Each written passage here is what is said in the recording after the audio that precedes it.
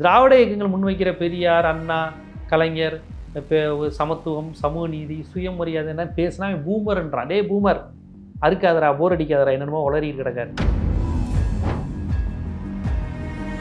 இப்போ விஜய் என்ன செஞ்சாலும் மக்கள் ஏற்றுக்குவாங்க. இப்போ தானே வந்திருக்காருன்றவாங்க.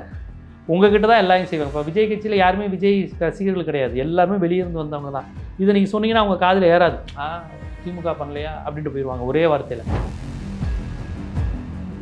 பெரியாரை நீங்கள் பக்கத்தில் வைக்க வைக்க திமுகவுக்கு வெற்றி வந்துக்கிட்டே இருக்கும்.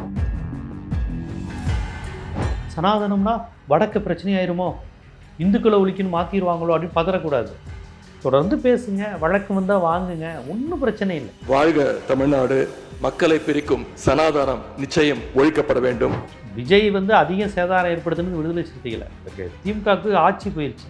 விடுதலை சிறுத்தைகளுக்கு அவங்க இவ்வளோ காலம் அவர் பூனா ஒப்பந்தத்திலிருந்து இரட்டை வாக்குரிமையிலேருந்து எத்தனை மாநாடுகளை திருமாவளவன் அவர்கள், எழுச்சி தமிழர் திருமாவளவன் அவர்கள் போட்டிருப்பாங்க. இவர் கடவுள் மறுப்பாளராக இருப்பார். வீட்டில் அம்மா பூஜை பண்ணிக்கிட்டு இருக்கிறோம், அப்புறம் எப்படி பெண்கள் அரசியல் கூடாங்க. பூஜை பண்ணிவிட்டு டிவியை பார்த்தா அது விஜய் தான் அதுக்கு தெரியும். பெரியார் எப்படி தெரிவார், அண்ணா எப்படி தெரியும், மாநில சுயாட்சி எப்படி தெரியும், ஆண் பெண் சமத்துவம் எப்படி தெரியும், தாய் வழி சமூகம் எப்படி தெரியும். என்ன அரசியல் நீங்கள் பெண்களுக்கு போதிச்சிருக்கீங்க?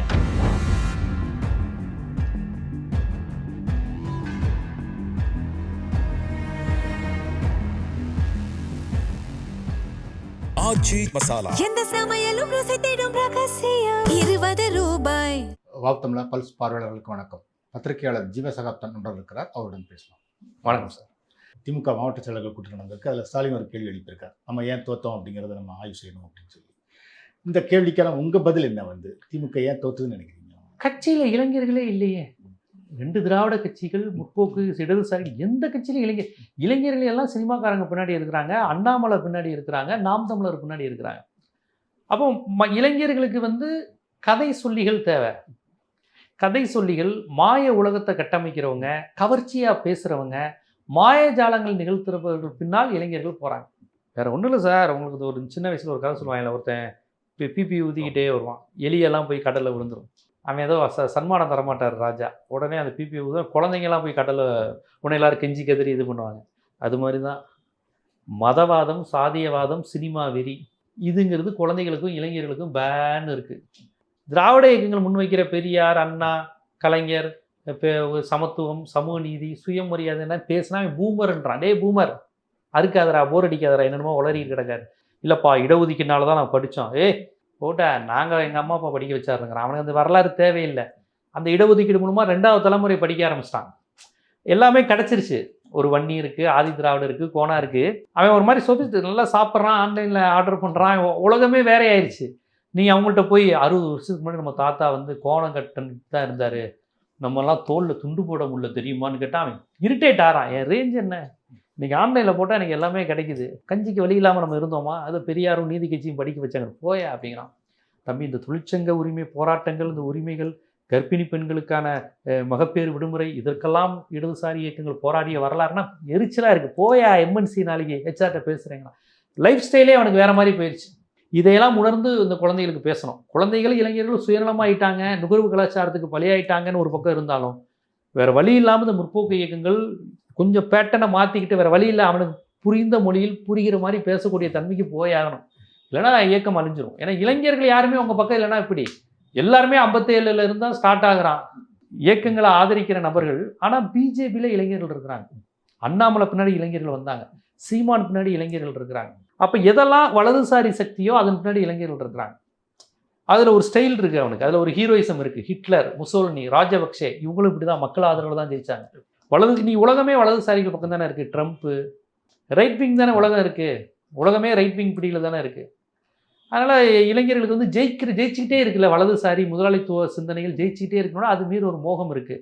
இடதுசாரி தத்துவம் தோற்று போய் போராடிக்கிட்டு கொடி பிடிச்சிட்டு இருக்காங்கன்னா அவங்க மீது ஒரு இலக்காரமும் இதுவும் வருது. அவன் கொடி பிடிச்சனால தான் இன்னைக்கு நல்லா இருக்க, ஒரு தலைமுறை போராடியதால் தான் இன்னைக்கு நீ நல்லா வாழ்ந்துக்கிட்டு இருக்க அப்படிங்கிற அந்த வரலாறு அவனை தெரிஞ்சுக்க விரும்பலை. சொன்னாலும் போர் அடிக்குது. இந்த முதலாளித்துவ உலகம் அவனை குசிப்படுத்துது. கேஎஃப்சி போறியா, இந்த கிச்சன் வாங்குறியா, புது பெல்ட் வந்திருக்கு, புதுசாக ஒரு பேனல் வந்திருக்கு, ஓகே டேட் இதை நான் ஆர்டர் பண்ணிக்கிறேன்.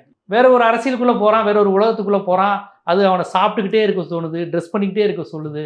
புது புது எதிர்மறை பாலினத்தை விரும்ப சொல்லுது, என்ஜாய் பண்ணு, டேட்டிங் பண்ணு, லவ் பண்ணு, போ பாலிடிக்ஸ் பேசாதங்குது. டக்குன்னு வருது விஜய்னு ஒருத்தர் வர்றாருன்னா இவனுக்கு மற்ற எந்த அரசியல்வாதியும் தெரியல, இவன் ரெகுலராக பார்த்து ரசிக்கிற ஒரு முகம். ஏய் விஜய் பாலிடிக்ஸ், ஓகே நம்ம ஓட்டு போடுறோம், அன்றைக்கி எல்லாரும் ரீல்ஸ் போடுறோம், ஓகே ஷேரப் அப்படி குரூப்பில் போடுறான், என்ஜாய் பண்ணுறான்.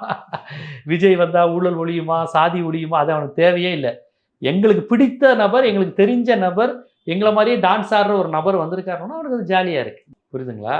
அதனால் பேட்டர்னெல்லாம் நீங்கள் கொஞ்சம் மாற்றணும், இளைஞர்கள்ட்ட கொண்டு சேர்க்கணும், இளைஞர்களை புத்தகம் படிக்க வைக்கணும், இல்லைனா அவங்க மொழியில் புத்தகங்களை கொண்டு போய் சேர்க்கணும், கொஞ்சம் இறங்கி வேலை பார்க்கணும். இந்த மாதிரி நிறைய விஷயங்கள் இருக்குது. அப்புறம் கட்சியின் மீது வைக்கக்கூடிய அந்த மாவட்ட செயலாளர் பாலிடிக்ஸு, பையன் பேரன் தொடர்ந்து ஒரே ஆளே ஒரு மாவட்டத்தை 40 வருஷமாக ஆட்சி செய்கிறது, இதையெல்லாம் பெருமையாக சொல்லாமல் அடுத்தடுத்து புது இளைஞர்கள் கொடுங்க. ஒரே குடும்பத்தை சேர்ந்த இளைஞர்கள்லாம் புது இளைஞர்கள் கட்சியில் உழைக்கிறவன் கொடுங்க. மாற்று கட்சியிலேருந்து வரவனுக்கெல்லாம் ஒன்றுக்கு ஒன்று சீட்டு, பதவி, முக்கியத்துவம். அப்போ உழைக்கிறவன் முழிக்கிறான் கட்சியில். அவன் கோவப்பலைனாலும் பொண்டாட்டி பிள்ளைங்க இவன் கல்யாண்டா 30 வருஷமாக அந்த கட்சிக்கு உழைச்சிருக்கேன், நேற்று வரையும் அவனை திட்டிக்கிட்டு இருந்தேன், இன்றைக்கி உன் கட்சிக்கு வந்து அவன் எம்எல்ஏ, நீ அவனை கொடி பிடிப்பியா அப்படின்னு யார் மாமியாரும் நாத்தனா பக்கத்து வீட்டுக்காரன் சொந்தக்காரன் திட்டும்போது அவன் முழிக்கிறான். இப்போயும் உனக்கு சீட்டு இல்லையா, அப்போ உனக்கு நாமம் தானா அப்படிங்கிறாங்க. போடி நாயக்கனூரில் ஓபிஎஸ் நிற்கிறாரு, அங்கே லட்சுமணன் ஒரு திமுககாரர் எதிர்பார்த்தாரு, ஓபிஎஸ்க்கு கொடுத்துட்டாங்க. ஓபிஎஸ்ஸை எதிர்த்து தான் இத்தனை காலமாக அங்கே திமுக வேலை பார்த்துருக்கோம். இன்றைக்கி அதே திமுககாரன் ஓபிஎஸ்க்கு வேலை பார்க்கணும். இதெல்லாம் அவனுக்கு கொஞ்சம் நெருடல் வரும்ல, என்னடா அது அப்போ கட்சிக்கு அப்படின்னு. இப்போ ஆண்டிப்பட்டிலாம் பார்த்தீங்கன்னா லோகிராஜன் மகாராஜன் 2 பேர் தான், அண்ணன் திமுக, தம்பி அதிமுக. அதிமுக அவங்கள மட்டும் நிறுத்துது லோகிராஜனை, திமுக இவங்களை மட்டும் நிற்பது. அப்போ யோசிக்கிறான்ல, என்னடா ஆண்டாண்டு காலமாக அண்ணன் ஜெயிக்கிறான் இல்லாட்டி தம்பி, அப்போ திமுக ரெண்டும் இப்படியே ஒரே ஆளுக்கு கொடுங்க, 77 வயசு ஆனாலும் அவருக்கே கொடுங்க. அப்போ திமுகவில் உழைக்கிற இளைஞர்கள், அதிமுகவில் உழைக்கின்ற இளைஞர்கள் கேள்வி வரும்ல. இதை நான் தேர்தலுக்கு முன்னாடி இந்த பிரச்சனையெல்லாம் விவாதங்களை வச்சேன், இதெல்லாம் கொஞ்சம் சரி பண்ணுங்க, இந்த மாதிரியான அதிருப்திகள் வரும் அப்படின்னு. ஒரத்தநாடு வைத்தியலிங்கம் தஞ்சாவூரில் அவருக்கு எதிராக அரசியல் செஞ்சுக்கிட்டு திமுக காரனுக்கு போய் ஒரத்தநாடு வைத்தியலிங்கம் சீட்டு. அவர் யார், போன எலெக்ஷன் வரையும் உதயசூரியனுக்கு எதிராக இருந்தவர், இப்போ அவர் நின்று ஜெயிக்கணும், அது கட்சிக்காரையும் உழைக்கணும். இந்த மாதிரி பிரச்சனைகளை கொஞ்சம் மறுபரிசீலனை செய்யுங்க. கட்சியிலேருந்து வெளியே வரவங்களை எடுத்துக்கிறது. இப்போ விஜய் என்ன செஞ்சாலும் மக்கள் ஏற்றுக்குவாங்க, இப்போ தானே வந்திருக்காருன்றவாங்க. உங்ககிட்ட தான் எல்லாரும் செய்வாங்க. இப்போ விஜய் கட்சியில் யாருமே விஜய் ரசிகர்கள் கிடையாது, எல்லாருமே வெளியே இருந்து வந்தவங்க தான். இதை நீங்கள் சொன்னீங்கன்னா அவங்க காதில் ஏறாது, திமுக பண்ணலையா அப்படின்ட்டு போயிடுவாங்க ஒரே வார்த்தையில். அதனால் அங்கே நீங்கள் என்ன தப்பு செஞ்சாலும் பாவ மன்னிப்பு வழங்கப்பட்டுக்கிட்டே இருக்கும். இங்கே நீங்கள் யோசித்தா கூட அது பாவமாயிரும். இதையெல்லாம் யோசிக்கணும். மாவட்ட செயலாளர் பாலிடிக்ஸு, வயசானவங்களுக்கு தொடர்ந்து கொடுக்கறது, ஒரே குடும்பத்தை சேர்ந்தவங்களுக்கு திருப்பி தர்றது, இந்த மாதிரி எல்லாத்தையும் மறுபரிசீலனை செய்ய வேண்டிய இடத்துக்கு கட்சி வந்துருச்சு. கட்சிக்கு நல்ல வாய்ப்பு. 5 வருஷம் நல்ல எதிர்கட்சி பண்ணுங்க, கட்சி கட்டமைப்பு வளங்க, மக்கள்கிட்ட அரசியலையும் கட்சியையும் கொண்டு போய் சேருங்க. கட்சி வளருவதற்கு மிகப்பெரிய வாய்ப்பை தமிழ்நாட்டு மக்கள் தந்திருக்கிறதா தான் நான் பார்க்குறேன். குடும்பங்களே சில குடும்பங்களே இருக்குது அப்படிங்கிற மாதிரி. இப்போ இதை குறித்து கூட விமர்சனங்கள் வைக்கப்படுறது வந்து, ஆட்சியில் இருக்கும்போது குடும்பத்தினர் ஆலோசனைகளை மட்டும் கேட்டுக்கிறாரு, எதிர்கட்சி ஆகும்போது உடன்பிறப்புகள் குரலை கேட்குறாரு அப்படின்னு விமர்சனங்கள் வைக்கப்படுது. அதை எப்படி பார்க்குறீங்க? இல்லை, ஸ்டாலின் அவர்கள் வந்து அப்படி கிடையாது. அவர் வந்து கடந்த காலம் அவரை சுற்றி இருப்பவர்கள் எல்லாருமே குடும்ப உறுப்பினர்கள் கிடையாது. எனக்கு வந்து ஸ்டாலின் அவர்கள்ட்ட வந்து நீங்கள் அவ்வளவு எளிது அப்படின்னு சொல்ல முடியாது. எனக்கு தெரிஞ்சு நான் சொல்கிறேனே, அளவுக்கு அதிகமாக எதிர்த்தரப்பினரையும் அவர் அரவணைச்சிட்டார். மாற்று கருத்து உள்ளவங்களையும் உள்ள வரும். எஸ்வி சேகர்லாம் உள்ள எதுக்கு வராரு? எஸ்வி சேகர் அப்பா பேரில் தெரு, இதெல்லாம் கொஞ்சம் கொள்கையாளர்களுக்கு ஒரு மாதிரி அதிருப்தி ஆயிடுச்சு. பாண்டே போன்றவர்களை மேடையில் ஏற்றுனாங்க, கேட்டால் எதிர்த்தரப்பு உள்ளவங்களையும் அங்கீகரிக்கிறாரு அப்படின்ட்டு அவரை ஆதரிக்கிற நபர்கள் அதிருப்தி ஆகிட்டாங்க. இந்த மாதிரி விஷயங்கள் தான் இருந்தது. எதுவாக இருந்தாலும் இப்போ அவர் வந்து நானே எல்லாத்துக்கும் பொறுப்புன்னு சொல்கிறதுக்கு ஒரு பெருந்தன்மை வேணும்ல. எத்தனை பேர் ஒத்துக்குவாங்க? கூப்பிட்டு எந்தெந்த மாவட்டத்தில் தோத்திங்களோ அனைத்து மாவட்ட செயலாளர்களையும் மாற்றுற ஆட்களை தான் பார்த்துருப்போம். நீங்களே தப்பு உணர்ந்து ராஜினாமா செய்யுங்க, ஆனால் எல்லாத்துக்கும் தப்புக்கும் நான் தான் காரணம், நான் தான் பொறுப்பு, சும்மா நீ காரணம், தஞ்சாவூர் மாவட்டம், அந்த மாவட்டம், விழுப்புரம் மாவட்டம்லாம் நான் சொல்ல மாட்டேன், நான் தான். ஏன்னா இவ்வளோ தேர்தல் தொடர்ச்சியாக தேர்தலில் வெற்றி பெற்று வந்தோம். அப்போ என்னைய தானே எல்லாரும் சொன்னீங்க வெற்றிக்கு காரணம். தோல்வின்னு வரும்போது நானே சொல்கிறேன், நான் தான் தோல்வி காரணம், என்ன ஏதுன்னு நம்ம விரிவாக பேசுவோங்கிறாரு. இது நல்ல விஷயந்தான், கட்சியை வளர்ப்பதற்கு நல்ல வாய்ப்பாக தான் நான் பார்க்குறேன். ஆனால் நீங்கள் சொன்ன மாதிரி வந்து ஸ்டாலின் தான் காரணம்னு சொல்கிறாரு வந்து. ஆனால் சிலர் வந்து என்ன சொல்கிறாங்க அப்படின்னா, குறிப்பாக வந்து இப்போ துர்கா ஸ்டாலினோட சகோதரர் மருத்துவர் ராஜமூர்த்தி இருக்கார், அவர் வந்து சில அமைச்சர்கள், சில மாவட்ட செயலாளர்கள், அதிகாரிகள் தான் அந்த தோல்விக்கு காரணம் வந்து அப்படின்னு சொல்கிறாரு. அதிகாரிகள் காரணங்கிறத நிறைய பேர் சொல்கிறாங்க. அதிகாரிகள் நிறைய ஆர்எஸ்எஸ் ஐடியாலஜியில் இருந்தாங்கங்கிற குற்றச்சாட்டையும் வைக்கிறாங்க. அப்போ அதையெல்லாம் ஸ்டாலின் கண்டிப்பாக கவனத்தில் எடுத்துக்கணும். என்னென்ன, ஏன்னா உங்களுக்கு வந்து கோயம்புத்தூரில் அரசு பத்திரிகையாக தினமலர் போச்சு.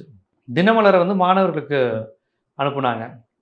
ஒரு திமுக ஆட்சியில் திராவிடம் அழியணும்னு நினைக்கிற ஒரு பத்திரிகையை வந்து வழங்கினாங்க.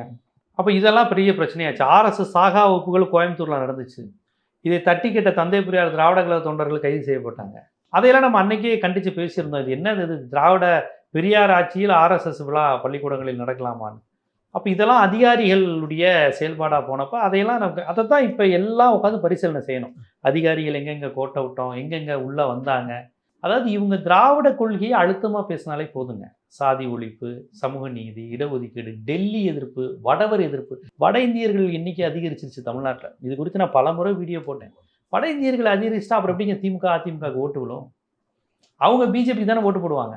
இப்போ துறைமுகம் மாதிரி தொகுதிகள்லாம் பாருங்கள், திமுக ஓட்டு குறைஞ்சிட்டே இருக்குது. ஒரு காலத்து துறைமுகம்லாம் திமுக கோட்டை. எல்லாம் நம்ம நார்த் இந்தியன்ஸ். பிஜேபிக்கு இயல்பாக ஓட்டு வங்கி இருக்குது துறைமுகத்தில். சிந்தாதிரிப்பேட்டை, சவுகார்பேட்டை, கோவை, திருப்பூர் எல்லாம் வட இந்தியர்கள் டாமினேஷன். அங்கே ஃபுல்லாக பிஜேபி இயல்பாக அதிகமான ஓட்டு வாங்குது. ஸோ நீங்கள் இதையெல்லாம் கவனிக்கணும். கட்டமைப்பு, தமிழ்நாட்டுடைய கட்டமைப்பு வட இந்தியர்களை அதிகரிக்க திராவிடம் அழிஞ்சிரும். அந்த உணர்வை வழங்க. இந்திய எதிர்ப்பு, இந்துத்துவ எதிர்ப்பு, பழைய திராவிட கட்சிகள், அறிஞர் அண்ணாவுடைய ஆரிய மாயை, இதெல்லாம் பேச வைங்க. பணத்தோட்டம், இந்த மாதிரி நாவல்கள், அதில் என்ன கருத்து சொல்லியிருக்குன்னு ஃபஸ்ட்டு திமுக குடும்பத்து பிள்ளைங்க தான் படிக்க சொல்லுங்கள். திமுக குடும்பத்து பிள்ளைங்க தான் முக்கால்வாசி போட்டிருக்கு விசிலுக்கு. இப்போ என்ன மாதிரியான கட்டமைப்புன்னா அண்ணாவை பற்றி பெரியாரை பற்றிலாம் சொல்லிக் கொடுங்க. என்ன பேசினாலும் ஐயோ கடவுள் இல்லைன்னு சொன்னால் மதம் புண்பற்றுவோம், மனம் அவங்க இது பண்ணட்டும். நீங்கள் உண்மையான கருத்துக்களை பேசுங்க, அது மக்கள் முடிவு செஞ்சுக்குவாங்க. பெரியார் ஆதரிக்கிற திமுகவுக்கா ஓட்டுன்னு 71 ராஜாஜி எல்லாரும் கேட்டாங்க. இவர் ராமரை இழிவுபடுத்திட்டாரு பெரியார், இவருக்கு இந்துக்கள் ஓட்டு போட மாட்டாங்க. அதே சேலத்தில் ராஜாராம்னு ஒருத்தர், ஜானகிராம்னு ஒருத்தர், 2 பேர் திமுக காரங்க ஜெயிச்சாங்க. பெரியார் ஆதரித்து 2 ராமன்கள் ஜெயிச்சாங்க சேலத்தில். ராஜாஜி தோத்துட்டாரு. அதனால் பெரியாரை நீங்கள் பக்கத்தில் வைக்க திமுகவுக்கு வெற்றி வந்துக்கிட்டே இருக்கும். உதயநிதி வந்து சனாதனத்தை ஒழிக்கணும்னு பேசியிருக்காரு. அதை பற்றி கூட விமர்சனங்கள் வைக்கிறாங்க. அந்த மாதிரி பேசதான் நீங்கள் கட்சியையும் கட்டமைப்பையும் தமிழ்நாட்டையும் காப்பாற்ற முடியும். சனாதனம்னா வடக்கு பிரச்சனையாயிருமோ, இந்துக்களை ஒழிக்கணும் மாற்றிடுவாங்களோ அப்படின்னு பதறக்கூடாது. தொடர்ந்து பேசுங்க, வழக்கு வந்தால் வாங்குங்க, ஒன்றும் பிரச்சனை இல்லை.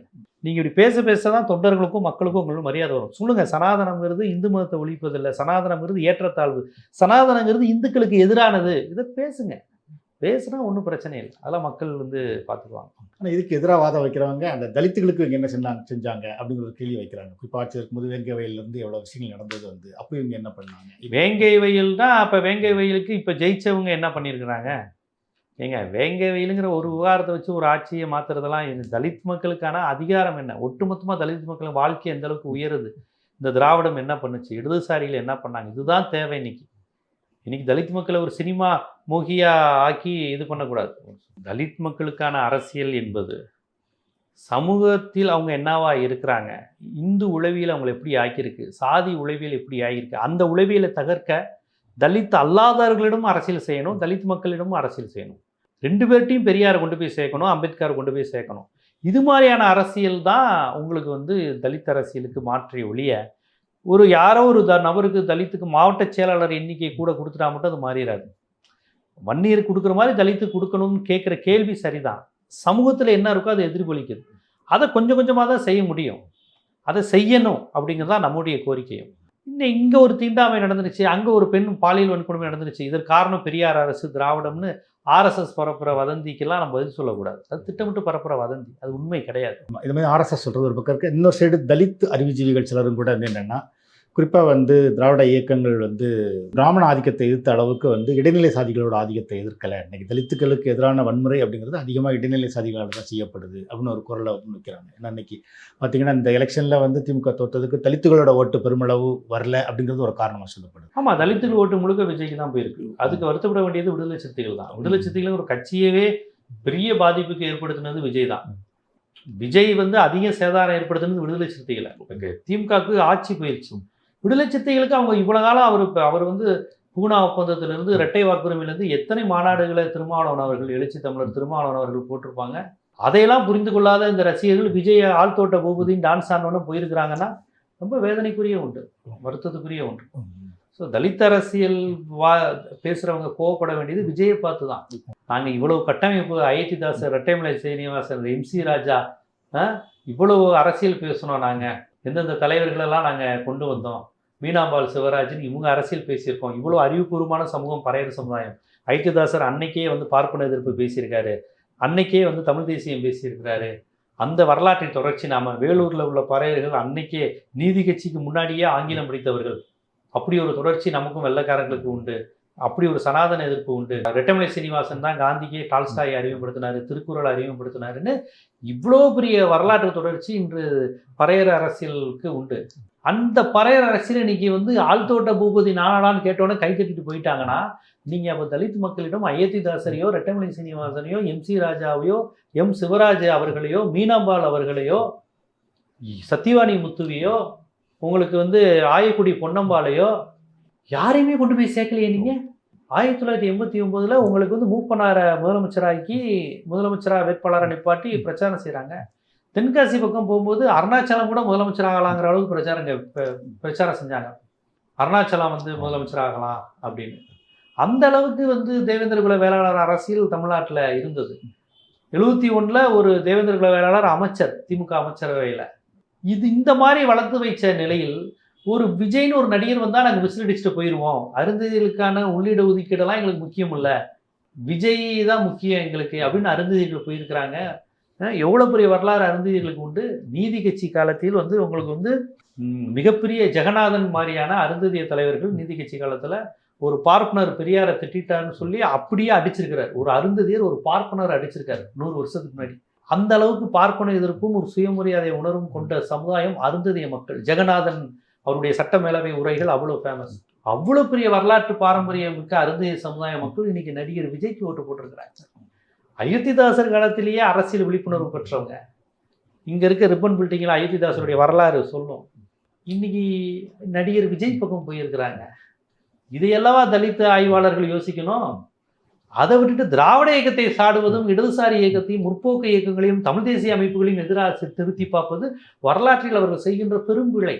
ஆரியத்துக்கு எதிராக அணிதிரள வேண்டிய பிள்ளைகளை, இடைநிலை சாதிகளையும் தலித்துகளையும் ஒன்று சேர வேண்டிய கட்டாயத்தில் இருக்கக்கூடிய இந்த சூழலில் திராவிடத்திற்கு எதிராக திருப்பி விடுவது என்பது சரியான அரசியல் அல்ல. நான் சொன்ன இந்த அரசியலை நீங்கள் மீளாய்வு செய்யணும். எப்படி திராவிட கட்சிகள் அதிகாரம் ஏன் இழந்தோன் என்று இன்று மறுபரிசீலனை செய்கிறாங்களோ அதுமாதிரி தலித் அமைப்புகளும் அப்படி ஒரு அரசியலை மறுவாசிப்பு செய்யணுங்கிறது என்னுடைய தாழ்மையான வேண்டுகோள். அது மாதிரி இன்னொன்று பார்த்தீங்கன்னா, நீங்கள் இளைஞர்கள் சொன்னீங்க, தலித்துகள் பார்த்தோம். இன்னொன்று பெண்கள் ஓட்டுமே திமுகவுக்கு நிறைய வரல அப்படின்னு ஒரு இது வைக்கப்படுது. இந்த மாவட்ட செயலர் கூட்டத்தில் பார்த்தீங்கன்னா பெண்கள் முகங்களே நிறைய இல்லை, ஒரு சிலர் தான் இருந்தாங்க. ஸோ இப்படி பெண்களே இல்லை அப்படிங்கிறப்ப பெண்கள்கிட்ட எப்படி போக முடியும் அப்படின்னு ஒரு கேள்வி எழுப்பப்படுது. பொதுவாகவே பெண்கள் அரசியலில் 2ஆம் நிலையில் தானே வச்சிருக்கிறாங்க.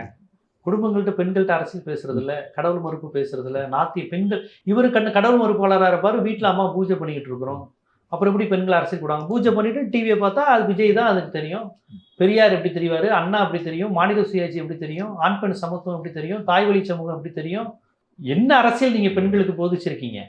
பெண்கள்னா அது பெருமை வேற.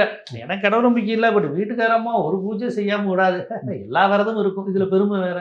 இப்படிலாம் இருந்தால் இப்படி தான் நடக்கும். பெண்களை இளைஞர்களை அரசியல்படுத்தாதனுடைய விளைவு, அதுக்கான தண்டனை தான் வேற என்ன சொல்லுவோம். அதுமாதிரி திமுக இன்னொரு குறிப்பாடு இப்போ கனிமொழி மாதிரி தலைவர்கள் இருக்காங்க, அவங்கள நம்ம முன்னிலைப்படுத்தலாம், அது பெண்கள்கிட்ட போகிறதுக்கு ஒரு வாய்ப்பாக இருக்கும் அப்படின்னு சொல்கிறாங்க. அது கட்சி தான் முடிவு எடுக்கணும். கனிமொழியை முன்னிலைப்படுத்துவாங்களாங்கிற அரசியல் 15 ஆண்டுகளாக நடைபெற்று வருகிறது. கனிமொழி கலைஞரே சொல்லுவார், எங்கள் வீட்டில் எல்லாரும் திமுக, கனிமொழி மட்டும் தீக்கா அப்படின்னு. அவங்க ஒரு பெரியாரிஸ்ட், முற்போக்குவாதி, கடவுள் மறுப்பாளர், ஃபெமினிஸ்ட், ஒரு கவிஞர், எழுத்தாளர், சிந்தனையாளர், சிறந்த நாடாளுமன்றவாதி. EWS 10 விழுக்காடுக்கு எதிராக ஒரு பெரியாரிய பார்வையில் கனிமொழி அவர்கள் போராடினார். TK ரங்கராஜனை பார்த்து கேட்டார், வாட் இஸ் திஸ் அப்படின்னு கேட்குற அளவுக்கு கூட்டணி கட்சியாகவே இருந்தாலும் கொள்கை முரண்பட்டால் விட்டு கொடுக்காத ஒரு கொள்கைக்கு சொந்தக்காரர் கனிமொழி அவர்கள். அவர் எந்த தலைமைக்கு எப்படி வரணுங்கிறது அவங்க கட்சி செயற்குழு பொதுக்குழு தான் முடிவெடுக்கணும், நம்ம சொல்ல முடியாது. இது ஒரு 15 ஆண்டுகளாகவே இருக்குது. கனிமொழிக்கு முக்கியத்துவம் தருவாங்களா என்ன அரசியல்னு, அது கனிமொழி தரப்புல இருந்து அந்த கோரிக்கை வைக்கிறாங்களாங்கிறது அவங்கள்ட்ட தான் கேட்கணும். தவிர நம்பிக்கை வாக்கெடுப்பில் திமுக வெளிநடப்பு செஞ்சுட்டாங்க. இவ்வளோ கடுமையாக எதிர்த்து ஒரு பாலிடிக்ஸ் பண்ணுறாங்க, அவங்க சபையில் இருந்து எதிர்த்து வாக்களிச்சிருக்கணும் அப்படின்னு ஒரு எல்லாரும் விமர்சனம் வைக்கல. இல்லை, அவங்களுக்கு அந்த எண்ணிக்கை எல்லாரும் ஓட்டு போட போகிறாங்கன்னு தெரிஞ்சிருச்சு.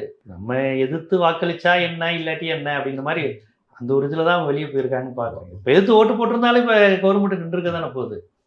அதெல்லாம் அவங்க போயிட்டாங்க, அப்படி தான் நான் பார்க்குறேன். அதில் ஒன்றும் பெருசாக உள்ளே இருந்துங்க. எனக்கு தெரிஞ்ச இப்போ கவர்மெண்ட் வந்துருச்சு, ஆக்கப்பூர்வமான எதிர்கட்சியாக அவங்க செயல்படலாம் அப்படிங்கிறது தான். செயல்படுவாங்க. ஏன்னா இப்போ உதயநிதியுடைய ஆக்டிவிட்டிலாம் பார்க்கும்போது ரெகுலராக ஒரு பிரிஸ்காக எதையாவது ஒரு பிரச்சனையை கிளப்பிட்டு தானே இருக்கிறார்.